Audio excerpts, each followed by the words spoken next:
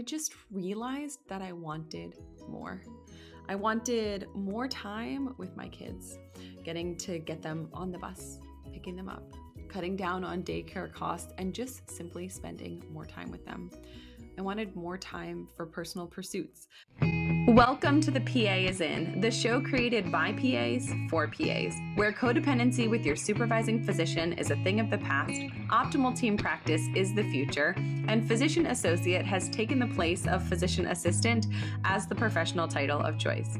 I'm Tracy Bingaman, and I'm obsessed with redefining what success as a PA looks like and what it feels like.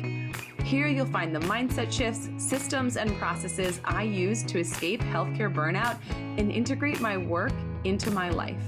Work-life balance is a myth, and an integrated life where you thrive professionally, not a balancing act, is the goal here. My mission is to help you to grow into a unicorn PA who loves their job, has abundant energy, time to spare, and work-optional financial freedom. The PA is in. If you're working full-time or more and dreaming of a schedule that actually gives you your life back, this episode is for you. I went from 5 days a week working plus call to 4 days a week plus call to 4 days without call to now working 3 days a week. And today I'm breaking down exactly how I pitched it, how I got a yes, and how you can do the same. Let's rewind to when I was working 60 hours a week. I was pulling long days as a salaried PA. This position included covering call. So every other Wednesday, I was on call, and man, did we get our butts royally handed to us when we were on call. I would work Wednesday day. I'd be on call Wednesday night overnight, and then I would work Thursday during the day also. But that, my friend, is a story for another episode.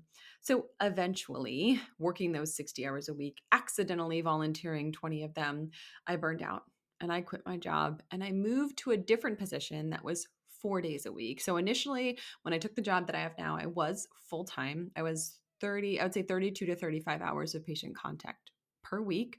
I was working Mondays. I had Tuesdays off, and I worked Wednesday, Thursday, and Friday. I would say averaging probably somewhere between 32 and 35 patient-facing hours a week. But I was there a couple of years, and it eventually got to a point where even though I was working, quote unquote, only 4 days, which I'll probably do an episode about the power of the words that we do sometime, because saying only 4 days makes it sound like it's somehow less stressful, less work, like it should be less taxing. So I was working 4 days a week, and I still felt stretched too thin. And I just realized that I wanted more.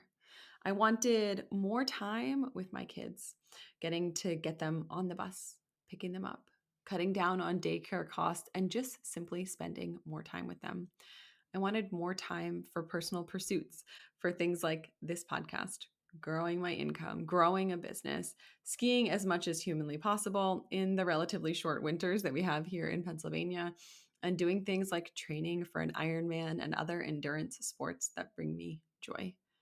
And more time to simply be present with my family, with my friends, and even for myself. You're exhausted.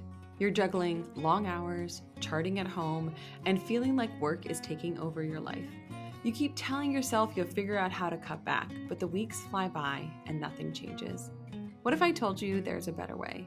The Pathway to Part-Time is my group coaching program designed for clinicians like you, providers who want more time, more balance, and more control over their schedule without sacrificing their income or career growth. Inside, you'll get a clear, step-by-step plan to go part-time, real-world strategies to approach your employer with confidence, and a community of like-minded clinicians making the transition alongside you. No guessing, no trying to figure it out alone, just a proven process that works. Imagine waking up without the weight of burnout, knowing you have time for your family, your health, and the things that matter most, while still thriving and feeling fulfilled in your career. Spots are limited, and we are starting soon. If you're serious about working less and living more, now is the time to take action. Head to the link in the show notes to join us inside the Pathway to Part-Time today. Okay, back to the show. The problem was that I was the founding member of my department.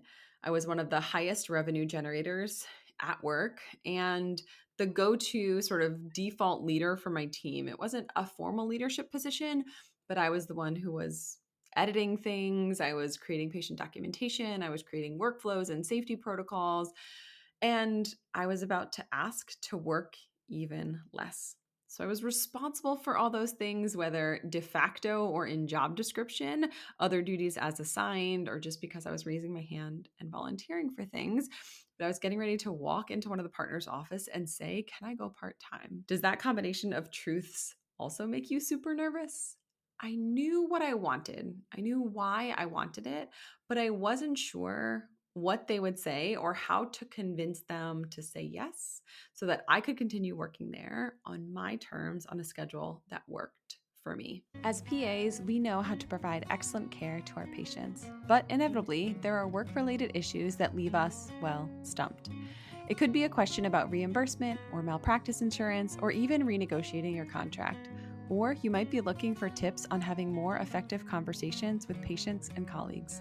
Or maybe you want to move up in your career, but you're not sure if that means starting a new role, taking on a leadership position, or changing specialties. For everything I just mentioned, AAPA's Career Central has you covered. With more than 200 resources and a searchable database, you can find anything you need in minutes. Solve your next career challenge at aapa.org/career central. So I'm going to tell you about my preparation before the ask. So what did I do first? If you have listened to any number of episodes, you know that I probably made some sort of spreadsheet, maybe even multiple spreadsheets as I was getting ready to make this transition. I ran the numbers. I checked our personal financial numbers in terms of I looked at the budget. I said, what is the absolute lowest that I could earn? What's sort of the sweet spot of like, if I was earning this, this would be amazing. And what was my ideal compensation goal? I also looked at things like patient volumes and my personal revenue that I was generating inside of that practice. And I thought about how many patients did I need to see in order to maintain my volume in the practice.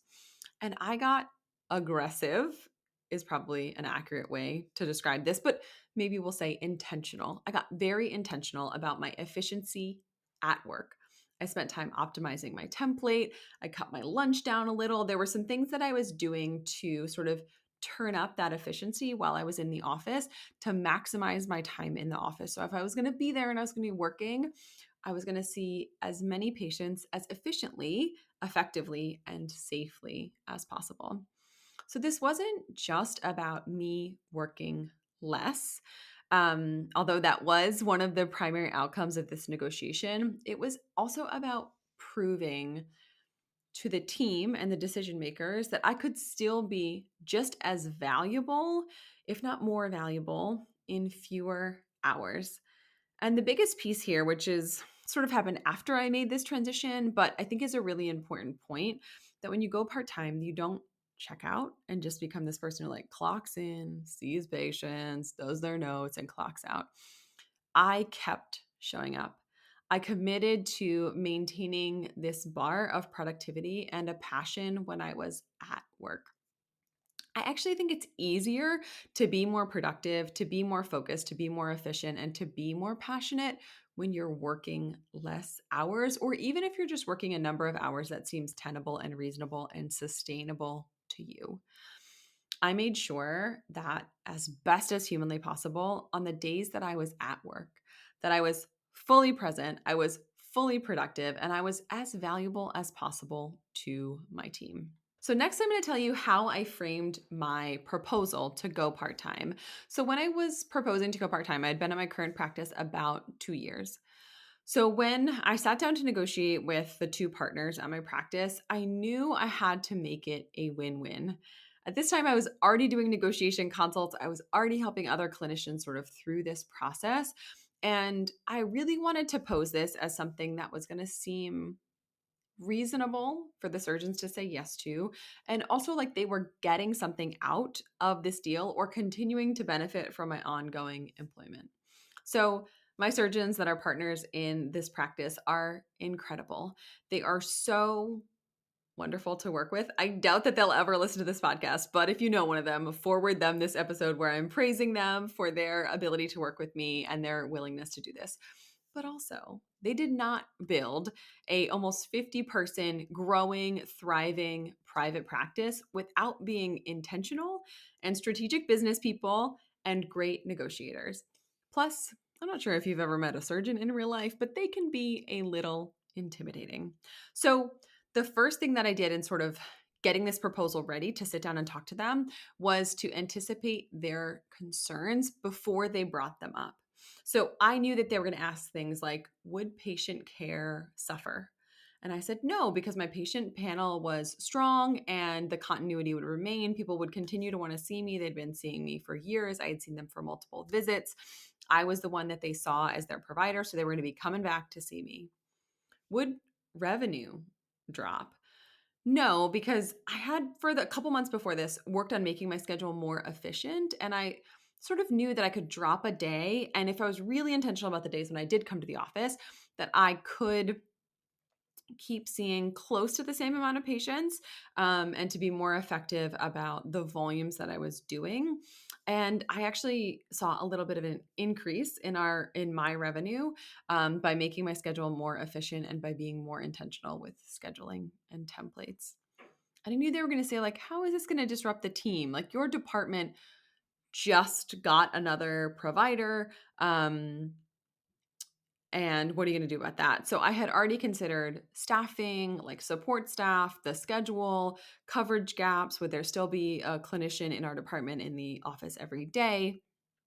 So all of those things I had thought about. And I think when we go into these negotiations, sometimes we hesitate to think about the other person's point of view because we want to think of it as like us versus them, which is like sort of the conflict of that negotiation versus the collaboration. Like, they want me to have a good quality of life. They want my practice to thrive. They want their business to do well. They want patients to have good care. So thinking about it from their standpoint, can help you to sort of think about some of those things, write down some of those questions, think about some of their objections, and just have a way that you're going to address that. Or even if you go in and make the proposal and say, hey, I know you're probably wondering how this would affect workflow or MA schedules or opening and closing times or the front desk or whatever it is.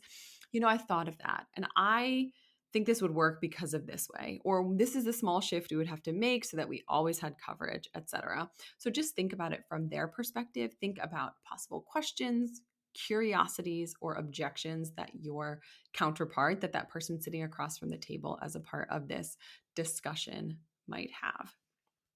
So I thought about their objections, and then step number 2, to try and frame it as a win-win. So something in it for me, something in it for them. So I went in and I said, hey, this is something that I want to do. Here's why. Here's what I'd like to be working. Here's what I'd like to be making. And it's not just about me. It's about the fact that I really want to continue to work here. And in order to continue to work here, I want to make sure that my patients are getting this continuity. And this is what I need in order for this job to be sustainable for me. I want to make sure my patients are continuing to see me, that they get this high quality of care. I want our department to grow and remain at a minimum stable, but ideally to grow over time in terms of both revenue and providers.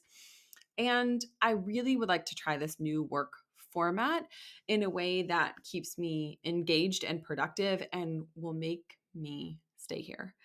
Now, I was careful not to make any promises about, like, if you let me go part time, I'll be here for 20 years, right? Because we simply don't know what the future holds. But if you can frame it not as an ultimatum, unless you're to the point where you really, really, truly are ready to walk away, but rather, hey, can we make this more sustainable to me? Can we make this position more tenable? Is there a way that we can adjust, adapt, modify? Those are sort of softer ways of saying change something, right? Change something, adjust, adapt, modify, make my schedule a little more blah, blah, blah. And my office has been very reasonable with this. Even when I was like full time with benefits, working 32 hours a week, I was doing like 4 8-hour days. And I wanted to offer access to my patients earlier in the day and later in the day. So I had said, hey, can I start earlier and end later? one day? Can I work through lunch one day so that people have access over their lunch break if they want to come see me over their lunch? And they've been very reasonable and accommodating for that, as long as we've had the ability for the support staff to be there, the front desk to be there, and check people in, check people out, all of those things that they need to do. So framing this as a win-win is a really great way to sort of make this proposal where it doesn't seem like you're just coming in like, hey, I want to cut my hours. It's not just an ask. It's a, hey, in order for me to continue to work here, this is what I would need. How can we make that work? Let's solve this problem together. Much more collaborative. Now, the third thing, and I think this is a piece that so many of us miss, is we want to make it easy for the employer or the administrator or the partner or the surgeon or whoever it is that you're talking to, easy for them to say yes. So I didn't just ask to cut my hours. I gave them a structured proposal that outlined my new schedule. So I work Wednesdays 9 to 3, Thursdays 7:30 to 5, Fridays 7:30 to 4. I outlined the impact in revenue, the things that I was doing to increase or maintain my revenue, to improve my efficiency, to make sure that my patient volumes and my revenue didn't take a big dip, even with a decrease in my hours, and a solution to coverage concerns. So I took into account other people in my department, our support staff, and I said, this is how my schedule would work. This is this person's schedule. If we think that there should always be coverage in the office one day a week, that we make sure we have a provider there daily to provide access, to cover emergencies, to answer any urgent calls and answer questions. So the days that I asked to not work were not the same day that my colleague is off. So at the time there were, let me think, at the time there were two of us, and one was working, well, we were both working 4 days a week. So we overlapped. I was Monday, Wednesday, Thursday, Friday, and they were Monday, Tuesday, Wednesday, Thursday. So one person on Friday, one person on Tuesday, but still coverage 5 days a week so that when our office was open, someone was there to be available for access, for questions, for anything that the nurses or the patients need. And guess what? They agreed. Not only did I cut my schedule down to 3 days a week, which really it's 2.5 days, right? It's 2 full days, Thursday, Friday, and a half day Wednesday. My day is so short on Wednesday that I can get my kids on the bus, get to the office for my first patient, if I run on time and chart on time, get out and get home for the bus. But so I switched from 4 days to 3 days a week, and from 32 to 35 hours to 24 hours a week. And the year that I made the switch, my revenue increased, my income grew, my efficiency improved. I felt like I was being much more intentional with the time that I was spending with patients. And I felt like my career continued to grow despite the fact that my hours were decreased. You might not know this about me, but one of my most despised tasks as a clinician is charting. That's why I'm always searching for hacks, tools, and tactics to make charting more accurate, efficient, and less of a huge pain in the butt. If you too want to spend more time connecting with your patients and less time pointing, clicking, and typing into their chart, you should definitely check out Freed AI. Freed AI is a medical scribe on a mission to free clinicians everywhere from the purgatory that is writing notes. Freed AI listens, transcribes, and writes your medical documentation for you. You can even use the code PA50 for $50 off your first month with Freed AI. These notes are written in your style and done for you by the end of the visit. Can you imagine what it would feel like to leave work on time, notes done, without having to crack your laptop open in the evening? Freed is HIPAA compliant, completely secure, and it takes less than 30 seconds to learn. Get back to what you love doing, treating your patients, and let Freed AI do the rest.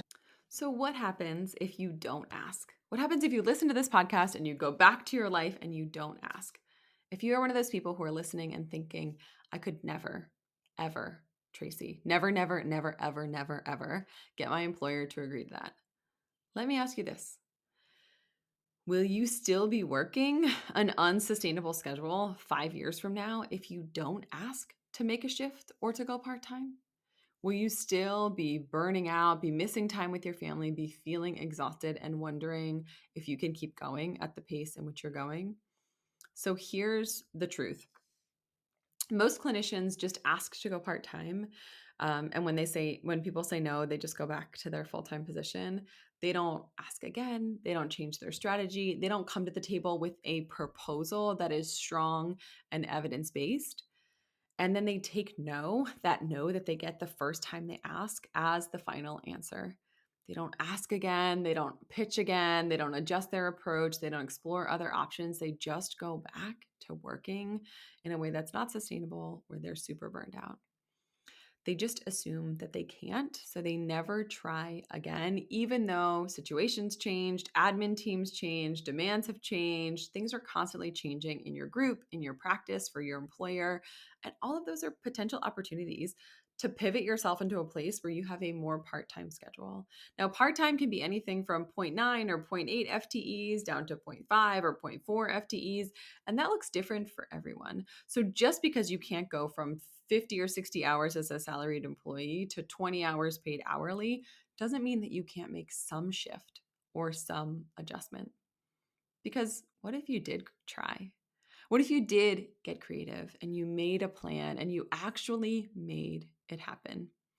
Because here's what I know. I personally work 3 days a week. I earn more than 60% more than when I was working full-time plus. I had time this week to ski and bake cookies and take my kids to their well check and train for my Ironman. If I hadn't negotiated, if I hadn't followed these steps, I wouldn't have this life and this time. You don't have to approach this negotiation blind. You don't have to go into this pivot without a plan. So if you are ready to ask for a schedule that works for you, but you aren't exactly sure how to position it so that your employer says yes, let's build your strategy together. You can find a link in the show notes to book a part-time pivot call with me, and we will map out how to structure your proposal so it's a win-win for both you and your employer, how to anticipate and overcome objections before they even come up, to answer some of those questions that they're going to have with your proposal so that they don't even have the questions at all, and how to maximize your income in terms of compensation structure, efficiency, and productivity, all while reducing your hours. Because working less shouldn't mean earning less.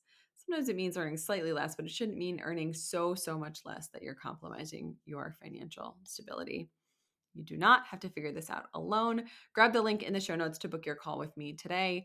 I really do enjoy problem solving and discussing different situations with people and helping them to build boundaries at work, to potentially make a pitch to go part-time, to adjust their schedule, to adapt their hours, to block some admin time, to just get it so this job works for you and that you don't feel like you're trying to fit your life in the cracks in between work. That's all for today. This PA is out. Congratulations, you've just joined an awesome club. By listening to a full episode of The PA is In, you are officially on the Unicorn PA team. Welcome aboard. What most team members do is they subscribe to the podcast because that allows them to automatically get the latest episode of the show. The life of your dreams exists on the other side of taking action. Keep making small shifts and keep getting better. Your life will improve, your career will soar, and you will have the confidence you need to create your own success. I will see you in the next episode. This PA is out.